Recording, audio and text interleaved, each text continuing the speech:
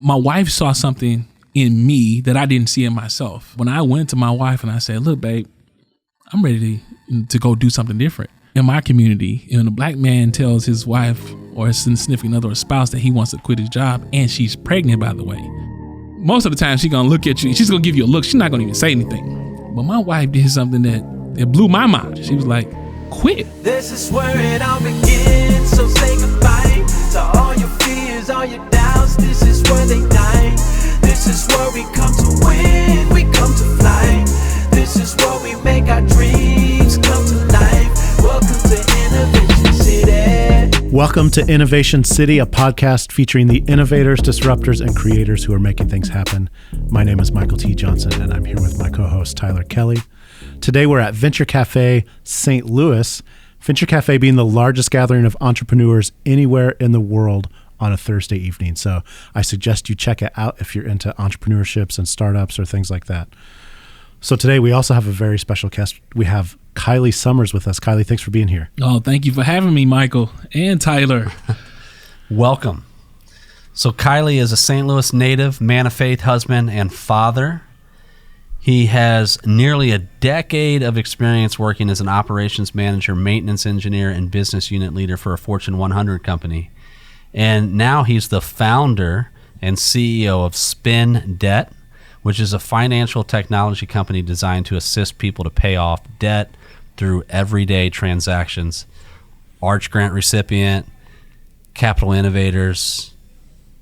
This is going to be a great conversation. A wonderful conversation. I need to take you on the road and have you do that before the conversation. Thank you for the intro. And many other experiences and mentorships. Yes. So welcome to the show. I appreciate it. Thank you. So Kiley, that was kind of a long bio of, sounds like a lot of things, but I'm curious what your entrepreneur journey was like, how you went from operations manager to owner, CEO of your startup. Corporate America to grinding. That's the grind is real. I'll tell you, it was like anything, sometimes there's always that pivotal moment in life, right? And so for me, I lost my dad in 2014. He had a massive stroke, and I wanted to get out of the corporate rat race. I was just tired. I was doing well, but I just wanted to do something totally different. Top of 2015, my wife and I called it a year of faith. I decided to walk away and step away from the engineering life and start an in-home healthcare business. And in the midst of doing that, me and my wife became debt-free, and this vision came from God to help other people achieve financial freedom. And so we was, witnessing to other people, telling them about, hey, our success of paying off debt. And we realized they were suffering from the same thing. It was like, wow, how can we help them? And so that vision just came from God, and we just began to chase it. And so by the top of 2016, we had a daughter. I had a daughter, or we had a little baby girl. I had the in-home healthcare business, starting up, and here's this new idea. And so my wife was like, look, pick one of them. And we chose SpenDebt. We put home healthcare on the shelf, and we just began to chase SpenDebt. And we finally got it. It grew some legs in the top of 2018 with our first beta. So that was my short journey. Wow. So, in marketing world, we always say that if you have a unique product, it's not going to last very long, right? Because there's going to be a lot of products that are going to have more resources, more money, more, just a better products that are going to come out. So obviously this product market is not necessarily unique, because there's a lot of stuff out there like that. Yep. But you're that better product coming along. So tell me about how SpenDebt works. So SpenDebt, as you mentioned, and we are the company to help people pay off debt through everyday transactions. And right now in the market today, you can spend and save with most banks, or you can spend and invest with other financial technology companies. But the one note there is they use roundups, right? So you can't predict a roundup. Whereas we use a add-on method, meaning we give the control to the user. So we allow you to define your micropayment anything greater than 50 cents. So let's say it's $1. So if you bought your favorite cup of coffee at $5, you had a $1 micropayment to that transaction. $5 would go to, let's say, Starbucks. $1 would go towards your student loan debt, or your credit card debt, or your auto loan. And over the course of a month, we aggregate all of those one-time transactions and send a one-time payment on your behalf. And so that's our differentiator. Yes, there's a lot of Me Too companies out there, but the one thing to know also is there's a spend and save category, and that's where kind of most banks fall. There's a spend and invest category, well, that's where Acorns, and you may look at like a Digit or Robinhood or what have you, but there's no major players when it comes to like in that spend and pay. And so we are in that category, and we're all fighting for that market share and to be that leader. And so we in the race. There you go. So where did you figure that out? Now, obviously, you were talking about paying down your debt. Yep. As you paid down your debt, did you figure out like, well, here's a system, or was that something that you used when you paid down your debt? So great question. So as a part of my wife and I becoming debt free, it was we didn't know, we first generation, come from humble beginnings. And we knew if we didn't do something about our debt situation, we was going to be in trouble. And so for us, we was in over our heads over $100,000 of consumer debt, right? And that was just really, fresh out of college, student loans, all of that stuff hit at once. And so we began to just, hire a financial advisor to kind of help us manage that process. And so we was introduced to what we call the Debt Snowball. You guys may be familiar with that. Dave Ramsey is kind of the guru behind it. But anyway, we began to rack and stack our debts from the smallest to the largest, and we began to put all the extra on that top debt. But there was no automated process to do that. We had to do it all manually. And so through that process that you mentioned, Michael, it was very tedious, right? Anything challenging, when you in a tough situation, you tend to like shy away from it. And so like those experiences really gave us the energy that we needed to pour into SpenDebt and really, help us think about the customer as we saw it and when we were going through that. And so how do you make it frictionless, and how do you make it painless? How do you automate it? And so they don't have to think about it. And so that's really where our experience comes in, of living that pain to create a product in SpenDebt. So I'm assuming this is the product you wished you had when you were paying off your debt. Come on, man. Yes, sir. Just think about it. How many times, what's the saying, right? If he had a nickel for every time he said that, right? It's the same thought process, but what if I had $1 on every transaction that I've made? And we swipe like crazy, even more now than we did, a few years back. So absolutely, that dollar goes a long way, especially when you're trying to put more on top of the minimum that you're paying. We always think about this example. If person A has a $500 credit card, right? They're paying $13 a month at a 19% interest rate, right? It'll take them 5 years to pay their credit card off at $13 a month. Let's say you have person B come in, the same $500 maxed out credit card, 19% interest rate. They're paying at $13 a month, but they're putting an additional $30 a month on top of it. They'll pay their credit card off 4 years faster, so in 1 year's time versus the person A.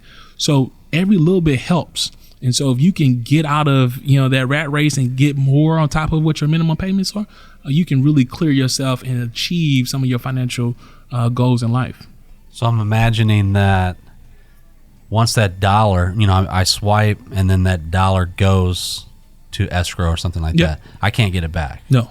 That's good, because a lot of this is mindset, right? It's all mindset, and that was another one, kind of one of the differentiators, right? So if I look at Acorns, or I look at Digit, and if I wanted to get that money back that's been accumulating, I can pull that money down, right? So did I really achieve my goal? Maybe I did. I don't know, right? That's for the individual. But for us, our thought process is, how do we apply it? We want it to be an applicable solution to help solve that pain, right? Because when you look at your banking statement, or you look at that credit card or that auto loan, whatever, you're like, man, I'm starting to see that I'm working this thing down, right? We want people to have those small wins, because that builds confidence.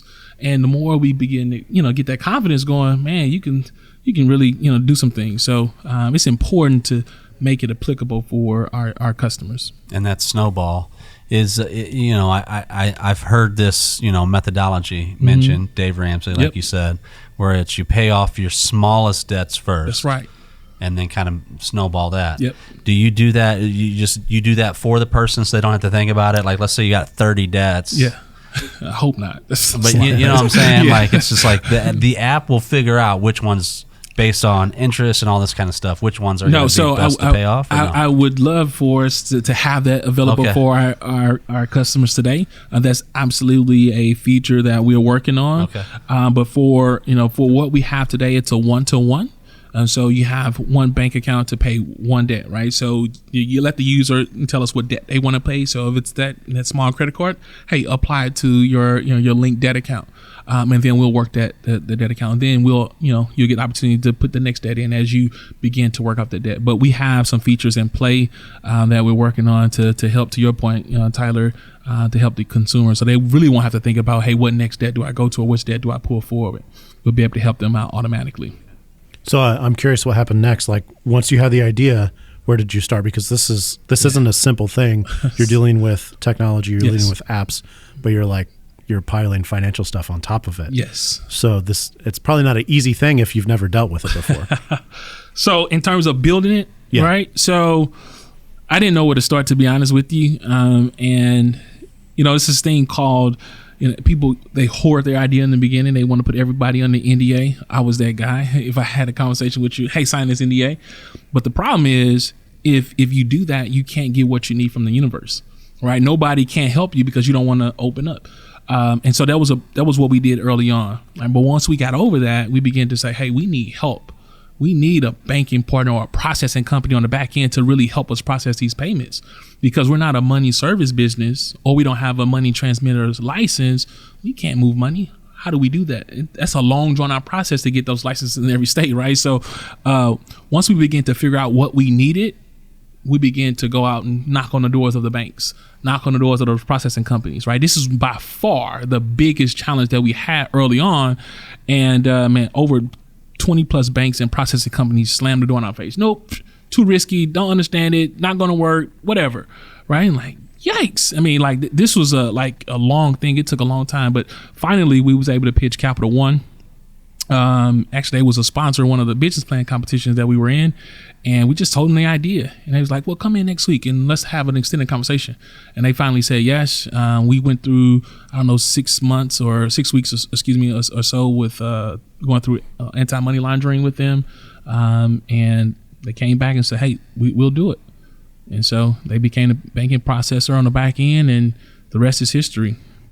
Let's bring it back now to the challenges that you face now that the technology is established, and you're beginning to build a user base. So tell me, like, what's that next immediate challenge? Every business will say this: they need capital. Everybody needs capital, right? It's vital, right? It's vital to scale and to grow, especially when you think about a high-tech growth startup. So we obviously need capital, and so we in the beginning phases of raising, our first seed round. But I think aside from capital is really that we're trying to scale. And so it's scaling through partnership opportunities. So whether that's with a regional bank, whether that's with membership organizations, debt collection agencies. So just really being smart about how we position, right? We talked about a little bit before the show, right? How to position our product, right? Yes, it is a business to consumer product, right? But we have avenues to go further and think about other verticals to extend our product offering to. And so that's what we need. I think that will definitely change the game, and we're starting to see some pockets of interest, and so we'll continue to work that ladder. In addition to that, technical development. We've been able to recruit some really good guys early on. And we'll continue to look for top talent, right? But it's a bit difficult to do that when you don't have the capital to pay for them. And so I would tell you, really like marketing layered in with tech talent. And I think from there we'll be able to find out what those other gaps are. But right now, those are the immediate needs that we have. Are you able to talk about the business model? Yes, absolutely. Like how do you make money? So right now we make money. We charge $1.99 for up to 25 transactions per month, right? So it's really like $24 a year, right? Or we charge $2.99 for unlimited transactions per month. So we're talking again $36 a year. So very inexpensive, very competitive when we look at the kind of the landscape of microtransaction companies or other fintech companies. So we're right there. And then we have some other ways to make revenue that we haven't rolled out yet, but we're excited for what's to come. So what happens next for you? So what happens next? Are there like bigger plans for the app, or are you moving to different avenues? What's happening? What's next for us is we are looking to raise capital, but aside from that, in terms of, hey, we want to get our first feature out. So we don't want to roll the next feature out. We haven't put a date on it yet, but get our first feature out of the product and really make some noise and really show the world, hey, what our product can do for people who are looking for just simple ways to pay off debt, and we don't want it to be a daunting task. We don't want it to feel like that. Right? I live that, and it's hard to get through that. And so we want to be able to partner along with people's their financial health journeys. It's not a sprint. It's we help set the pace with our product. With SpenDebt, we help set the pace for people to pay off their debt, and that's what we're looking to do over the next 6 to 12 months as we continue our journey and growing our company. Now, I read in your bio you came from Houston. Yes. Why St. Louis? Other than the Arch grant. Yeah. But why did you stay? Let's put it that way. Well, I'm definitely here, and we got Arch grants. That's just what brought us back to the region. Now Capital Innovators. So shout out to those two organizations for believing in us. It's really important that they continue to do the work that they are doing. But St. Louis is home for me, and so it was a no-brainer to really come back to the place I grew up. And aside from that, when you think about the business landscape, this is like New York when it comes to financial services, right? We right in the middle of the hub, and so it's really about positioning ourselves with entities and enterprises and companies that could support what we're doing. And we believe this is the right climate for that. And we think about Houston, not that Houston is a bad place at all, but it's really focused around energy, oil and gas, healthcare, health tech. And so it's a different climate, right? And so the support structure is different when it comes to fintech or financial technology. Did you meet startups. Capital One here? No, I actually met them in Houston. Oh, okay. Yeah. Okay. So they weren't getting a lot of action in financial services, and I was just the one company that sparked their interest. So, but anyway, it worked out in our benefit. Yeah. Yep.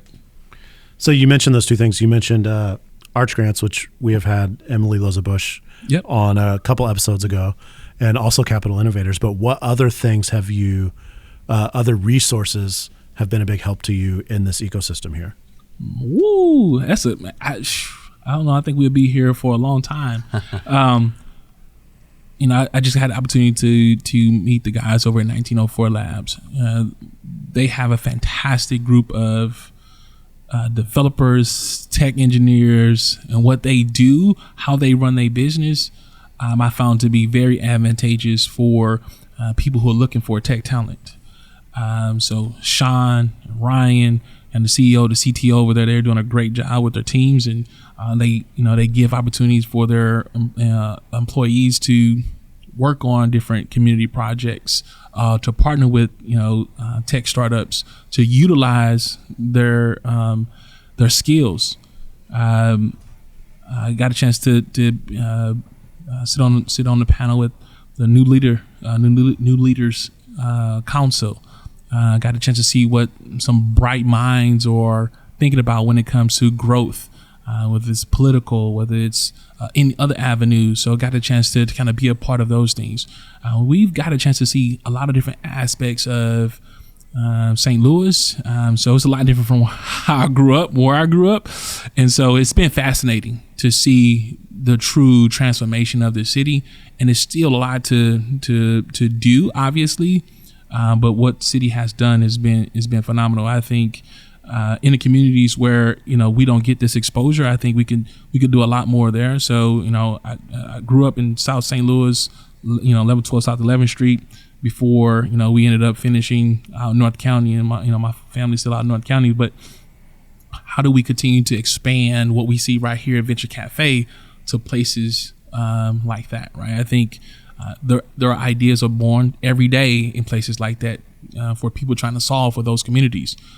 So I think the work is happening. I got a chance to be a part of some of those minority inclusive panels, and with some very smart people around the city. And so to advocate for how do we meet people where they are. And so again, my time in St. Louis has been wonderful. Got a chance to see a lot of different things, meet a lot of different people, to help see this region grow and become very vibrant and compete across the country and across the world. So what do you see in this ecosystem? Like, apart from what you're excited about that you're doing, Yes. what are you seeing in the ecosystem larger that you're excited about? I tell you, and not to put one against the other, but St. Louis has a very strong ecosystem, like very strong. You have, we're in the cortex, right? But it's not inclusive or not exclusive of what's happening downtown. It's very inclusive of what's happening downtown.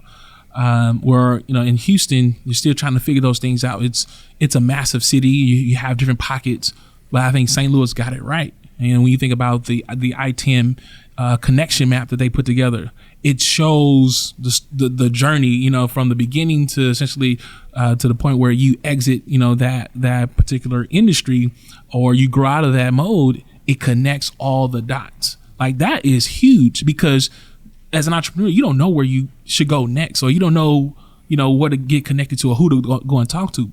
The city has figured that out, and they're able to point you in those different directions. So for me, I think that's phenomenal. It's not trivial. I think that is so important, and I think St. Louis is winning when it comes to that. And I'm glad to have witnessed it and have been a part of it and have been, empowered by the ecosystem. And so I will forever be grateful for, my experiences here, and I will continue to pull people in and let them get the opportunity to be groomed by the St. Louis ecosystem. So, in closing, I want to ask you this question because you mentioned with your father's passing. Yep. Was the debt already paid off? No, the debt was not paid off. You made a major life decision after that point, Mm-hmm. like going out on your own and doing your own thing, Mm-hmm. and you had debt. Yep. Like, how did that work? And the question is, meaning, like, what did you have to do to, step away from a dependable, reliable income, start a business, and pay off debt? And frame that or position that answer, as advice to somebody that might be in that same type of position right now. Tyler just hit me in the gut with this punch. Because I know my experience was when I left my thing, I took on debt to survive for a little bit. So when my dad died, we were still working. So it was end of August of 2014. So we were still, paying off debt. 2015 is when we became debt free. But before I quit my job in May of 2015, we wasn't debt free. I don't know, maybe a month, 2 months, I don't know, 3 months. I don't know exactly the date it was when we became debt free. It was a part of that process of quitting the job and really figuring out what I was going to do. My wife saw something in me that I didn't see in myself, right? When I went to my wife and I said, look, babe, I'm ready to go do something different. Out in my community, when a black man tells his wife or his significant other or spouse that he wants to quit his job, and she's pregnant, by the way. Oh, wow. Most of the time, she's going to look at you. She's going to give you a look. She's not going to even say anything. But my wife did something that blew my mind at the time when I asked a question. She was like, quit. I'm like, it shocked me. I'm thinking like she's going to say, no, just figure it out at work, stay there, but whatever. She said, quit. And so I was like, okay. This was in March. She told me to quit. It took me 2 months to gain enough courage to do that. And by giving me that confidence and empowering me in that way, I knew my wife had my 100% support. So what I'm saying here is, before you make any big decisions, life decisions like that, you need to get the people around you, the people that you're going to affect the most by your decisions, you need to get their buy-in. And I knew that I had my wife's buy-in. Remember, I said at the top of 2015, we declared a year of faith, right? My wife confirmed that when I told her I wanted to quit in March. I grew enough faith to quit in May, right? And so it was just a continual build up to build me up in confidence and empower me to make a decision. And from there on, she supported everything that I do. We made decisions together. And so for those who are listening, who are wanting to make that decision, that big decision, just get the people around you that love you the most, that you care about the most, that may be dependent upon you. Get them to understand what you want to do, right? Don't be selfish. Don't be selfish, because sometimes when we are selfish, that can be that wedge that you can never ever remove, and it will kill the relationships that you have with the kids, the spouse, the parents, whomever may be supporting you. So just really think about that before you make that huge decision. That's great advice. Kiley, how can people get in touch with you? Social media, website, SpenDebt, all the goods. Man, I am Kiley Summers, and I am found on Facebook and LinkedIn. Please reach out to me. I would love to hear from you. You can also find our baby, SpenDebt, that is SpenDebt, on LinkedIn, Facebook, Twitter. You can find us on Instagram at its_SpenDebt. So I look forward to connecting with all of you. If you have an opportunity where you want to pay off your debt, please sign up for SpenDebt. Let us help you with that journey. Let us help you pay off your debt one micropayment at a time. Awesome. Kiley, thank you. This is a great show. Thank you. Thanks, Tyler. Thanks, Michael. For more episodes, visit innovationcity.co. Be sure to subscribe, rate, and review. And if you're in St. Louis, visit us on a Thursday night. Details at vincafstl.org. And connect with us on social at We Are Slam or at Venture Cafe STL. Thanks for listening. This is where it all begins, so say goodbye to all your fears, all your doubts. This is where they die. This is where we come to win, we come to fly. This is where we make our dreams